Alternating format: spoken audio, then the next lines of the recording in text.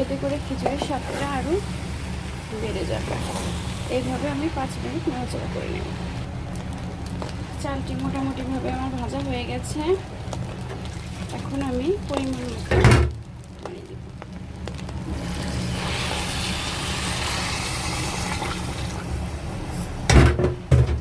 এখন আমি হলুদ, মরিচ, লবণ, জিরার গুঁড়া যেগুলো রেখেছিলাম ওগুলো একে একে দিয়ে দেব। পানি দেওয়া হয়ে গেছে, সব কিছু দিয়েছি। এখন আমি লবণটা সুন্দর করে দেখে নেব, কেননা আমি আর ঢাকনাটা খুলবো না। একবারে ঢেকে দিলে জাস্ট হয়ে গেলে তখন তো আর লবণ দেওয়া যাবে না। তো এখনই আমি লবণটা সুন্দরভাবে চেখে দেখব সব কিছু ঠিকঠাক আছে কিনা।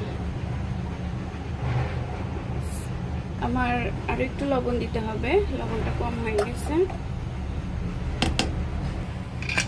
এখন ঢাকনা দিয়ে ঢেকে দেব। ঢেকে দিয়ে 3টা শিশির জন্য অপেক্ষা করব।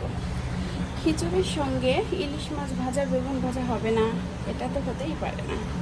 এখানে আমি নিয়েছি ইলিশ মাছ, বেগুন, আর এখানে একটু প্যান নিয়েছি, এখানে সরিষার তেল দিয়েছি। এখন আমি মাছগুলো ভেজে নিব।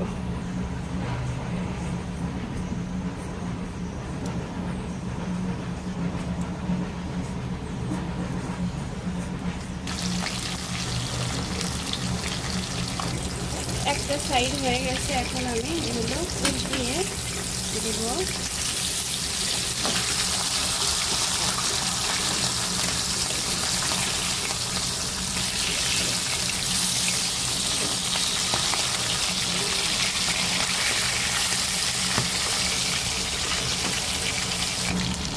অপর পাশে হওয়ার জন্য অপেক্ষা করব।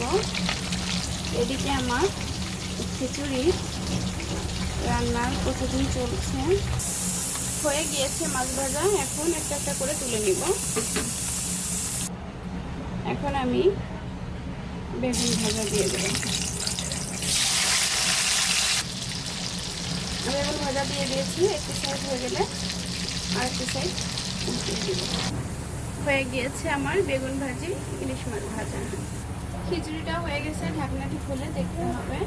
অবশ্যই আপনারা প্রেসার কুকারে যখনই খিচুড়ি রান্না করবেন 3টা সিটি দেবেন।